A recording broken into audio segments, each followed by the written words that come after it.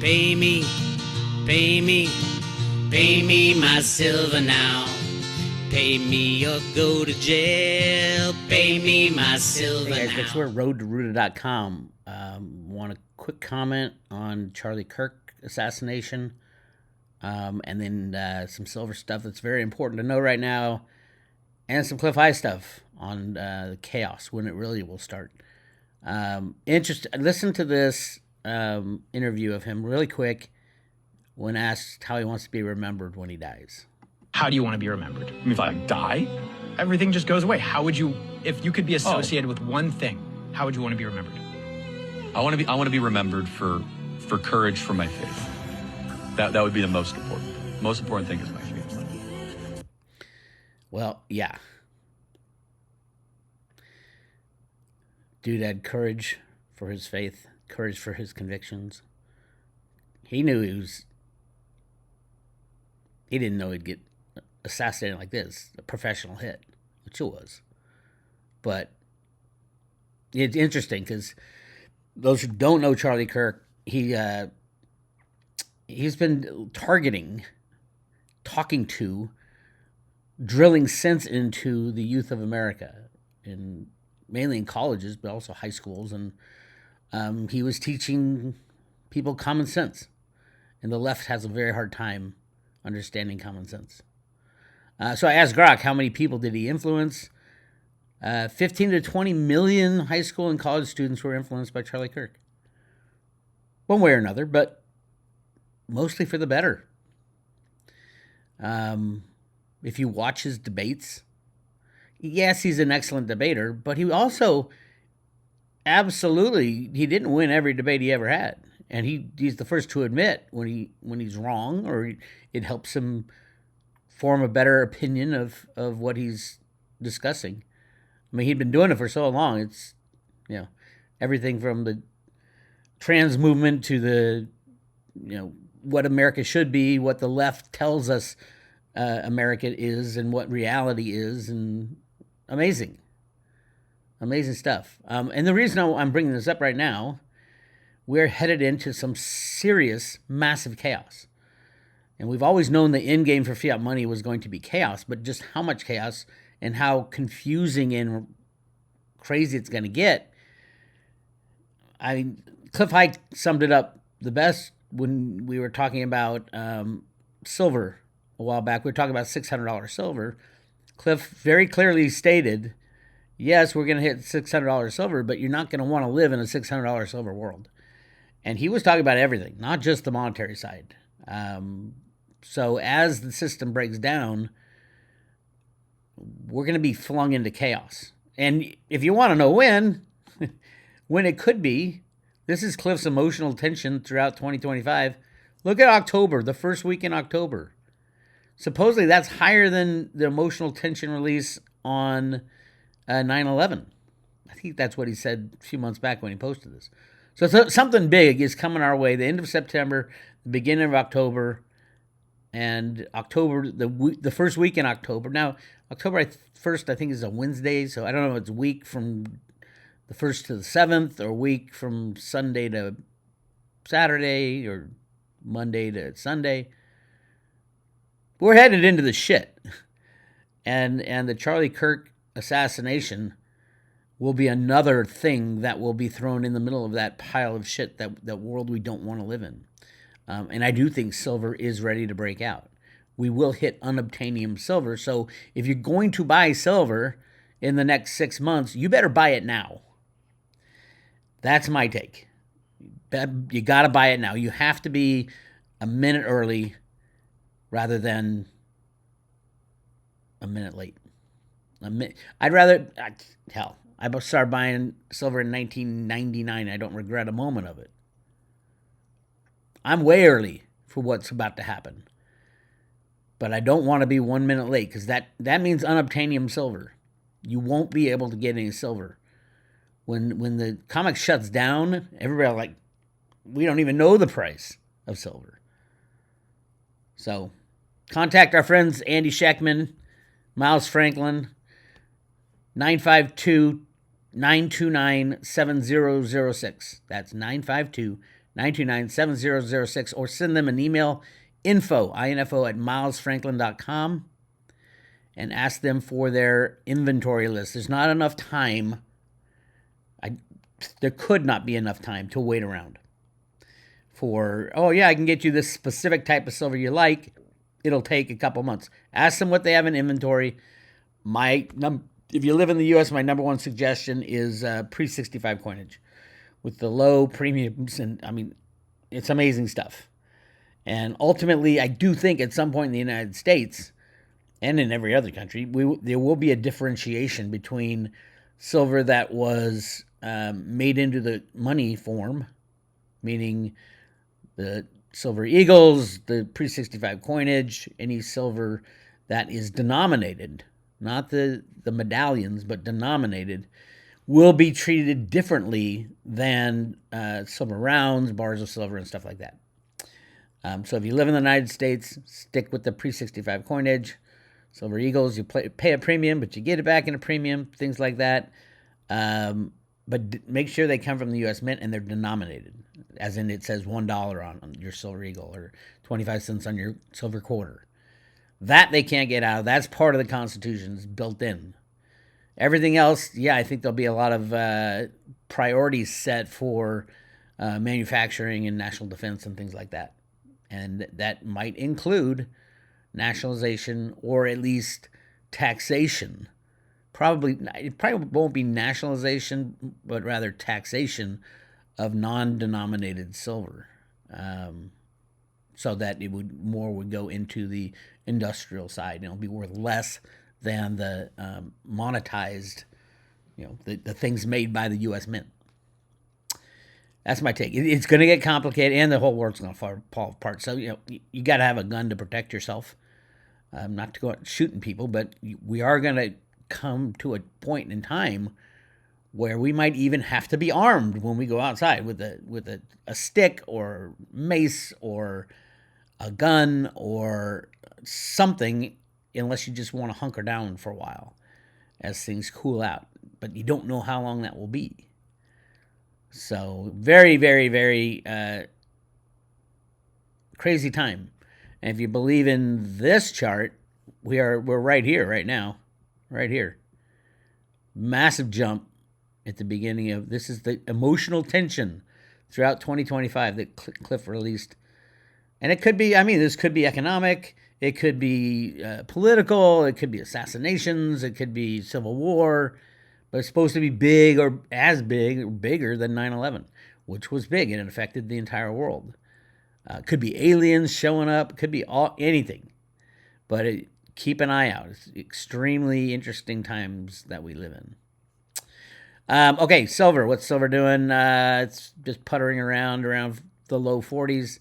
I'll be talking to Jenny Moonstone later, and she gave us some very interesting information last time. And I'm going to dive deeper into that. We all know that kids investing in crypto, it's a big thing they do these days. I know a lot of kids who are getting into crypto. And, I asked them why, and because their friends are doing it. Obviously, that's a big thing.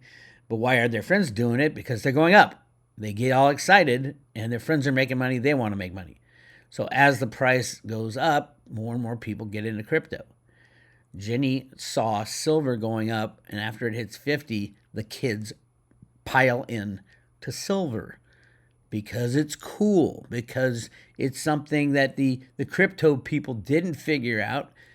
The crypto bros, as the price goes down in certain cryptos, NFTs and stuff like that, people will see the price of silver doubling, tripling, quadrupling. And from Jenny's reading, it's the kids that really make the difference for silver, and a new generation of people who understand. They've been taught the monetary stuff through cryptos, but cryptos are not the only option when it comes to something other than fiat money. And I would say it's on the money side, it's not the best option. I think gold has its problems because there's 10 times as much gold as they say. Silver, I think there's massively less. If you watched my video yesterday, I talked about the inventories at the LBMA and at the COMEX being 100% of the the ETF warehouses. So yes, the inventories of silver in SLV warehouses and LBMA warehouses is equal to the amount of silver held in the ETF. So it's already spoken for. Now, whether or not JP Morgan, who is in charge of the largest ETF, SLV, which is 530 million ounces, whether or not they are rehypothecating, it's pretty obvious that they have been rehypothecating it, meaning, yes, it belongs to the shareholders of SLV, but they've been mobilizing that silver and leasing it out and playing their derivative games. And you take down JP Morgan with the Epstein stuff and you take down the entire system. I think that's ultimately Trump's plan. And as far as cryptos, they can throw a monkey wrench into that pretty easily with just approving or getting rid of the Reggie Middleton ruling that was ridiculous. I mean, everybody who takes a half a second to look at it sees that it was a takedown by the deep state. And Reggie has the patent on DeFi, decentralized finance. He's got the patent on NFTs, got the patent on stable coins, got the patent on CBDCs. That was his plan. He was going to introduce that, and then the SEC stopped him because banks like JP Morgan Chase said, no, we can't have especially a black man be in charge of that. We are in charge of it. The Jewish population or the Jewish cabal that runs all the banks. It's going to get really ugly out there, my friends. Get your physical silver in your own possessions. If you got cryptos, good on you. Get a little bit of Veritasium. It's hard to get now. We're currently giving it away, but not for long. Probably Monday or Tuesday of next week, we're going to stop giving away Veritasium. That's when we run out of the stuff that we bought for the customers of the private road. I think it's a good idea. We used to give out 0.1 Bitcoin back in the day. And, obviously people who sat on that for a while are doing pretty damn well. So anyway, yes, quick look at silver. Strong move. As expected, we're still way above the moving averages. The moving averages are currently sitting at 33.89, 36.3. I talked to Will Lair yesterday about, what is it? How far can they slam it to achieve their objective of closing out shorts? And my take is they can't. They're done doing that because there's not the physical on the other side, because as soon as you get the price under the 100-day or 200-day moving average, you've got India, China, and Russia just grabbing every physical ounce they can get their hands on. And I think they're doing that now, actually. I think right now they have come to the conclusion that this shit's going to fall apart before silver gets slammed below the moving averages. We better get as much silver as possible. India has already pledged to triple or quadruple their solar installations by 2030. China is already up 67% this year, and there's more silver being used. I'm gonna say probably this year, if it continues like it is going. 90% of all the silver that's mined, 820 million ounces, 80 to 90% will be used just in solar, mainly by China, but also by a lot of other countries. Africa, every country's increasing the amount of solar they're putting in. It's part of the war. You can't blame them. The U.S. can't say, "Hey, you're hoarding silver." No, we're doing what we promised to do to save the environment. We're putting in solar panels, and it just so happens that silver's misallocated because the price is so low. It's being misallocated into solar panels. It's that simple. If you hold a price down so low for so long that it's an industrial metal, especially, it's going to be misallocated into all kinds of things that ultimately $5,000 silver wouldn't be put in solar panels. But because it's only $40, it's the best conductor of electricity. They're going to use it all the way up to like $100. And then they still have things on the books. Now, anything other than silver is going to decrease the output. Now, there are some new technologies that are coming on. It takes 2 to 3 years to get those manufacturing lines up and running. And they cut down the silver substantially, but not all the way.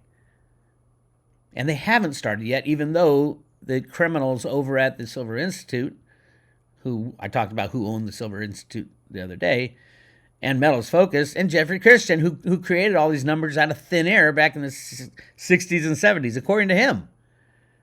All the silver numbers we see in the Silver Survey were originally created by Jeffrey Christian and his friends at, what was it, Aaron and Goldman Sachs in the early days. And then they split off Jeff and say, oh, we need a third independent party. Yeah, right. He gave that information up the other day. I'm like, dude, you're telling everybody what you did, that all these numbers are fake. He said in the 90s, nobody was keeping track of any numbers, so he thought it was his responsibility to do it. Give me a freaking break. Of all people, Jeff Christian is the guy who invented these crazy numbers on the Silver Survey, and everybody quotes him. It's crazy. Other crazy stuff. Volume yesterday was, look at that. That's under 25. What was that? 24.55. That's 22 and a half. 220 million ounces yesterday traded. That's nothing. I mean, that's the lowest in a long time. Why? Because there's no one left to trade. It's just the bankers trading back and forth with each other. It's like, who wants the hot potato? I don't. But who has the hot potato? 8 traders. They collude together through a company called Virtu Financial, run by Vinny Viola on the COMEX, who runs all the other markets too. It's insane. It is insane. Interesting to note, we have had 59 million ounces already delivered on the regular contract, 1.895 million ounces delivered on the micro silver contract, which is right here. That puts us at 60,915,000 ounces that have been delivered so far. Pretty damn good month. And there's also silver waiting in the wings right here that still has to be delivered. That has gone down a little bit, and then there's more coming in. Newly placed orders for silver that want delivery right away. So that amount was about 200 contracts right here. So I think right now we're sitting at 63 to 64 million ounces. Plus, we're only on the 10th of the month. Let's add another 5 million ounces. Could be more, could be less. We're going to be inching up on 68 million ounces delivered this month. And then we go on to another month. The next delivery month is December.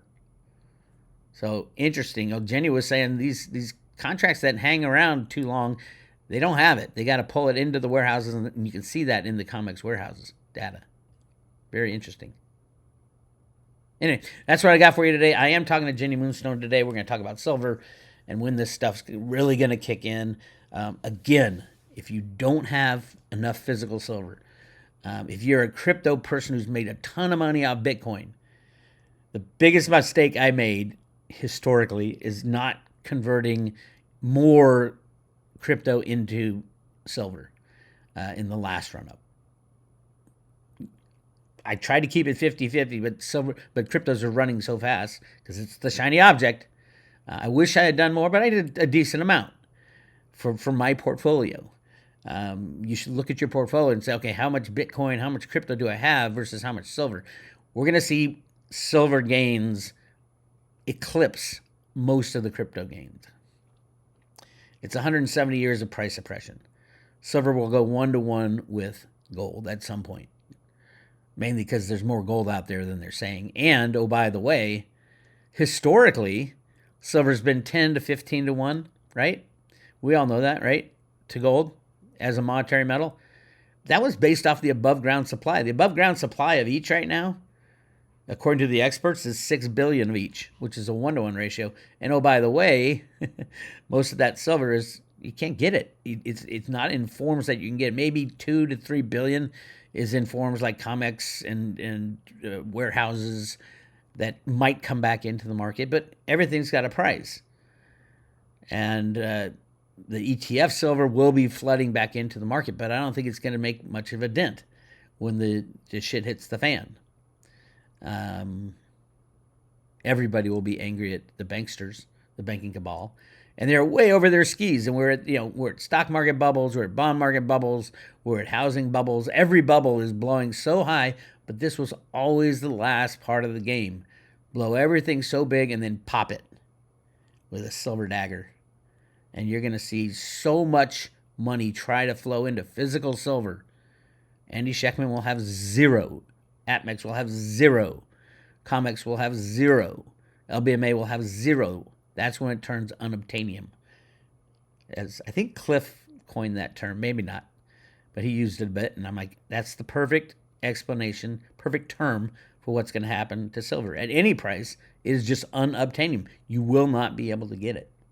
So keep an eye out for that. Anyway, you want to join the private road at Road to Root It? Go to roadtoroot.com. Click on subscribe today. We're currently giving away 1 Veritasium token. This is I used to call it a lottery ticket. Now I call it an insurance policy. Trump knows that if the SEC drops the prior case because it was ridiculous, like they're doing with other cryptos, Reggie's back in business, gets his 98 million tokens back. The 2 million that are out there will skyrocket, and that's where we get Cliff's old data. He's saying that's no longer in play, but it is on the road to Root theory. Absolutely. If you have the patent to DeFi, it's worth something big. And you add up all the DeFi, it's, what is that, close to $1 trillion? And if you have the patent on that, good on you. And if you own a Veritasium token, Reggie sold them as prepaid software, so you own a bit of his patent. So, interesting times. Again, go to roadtoroot.com, sign up for the private road. I'll talk to you guys later.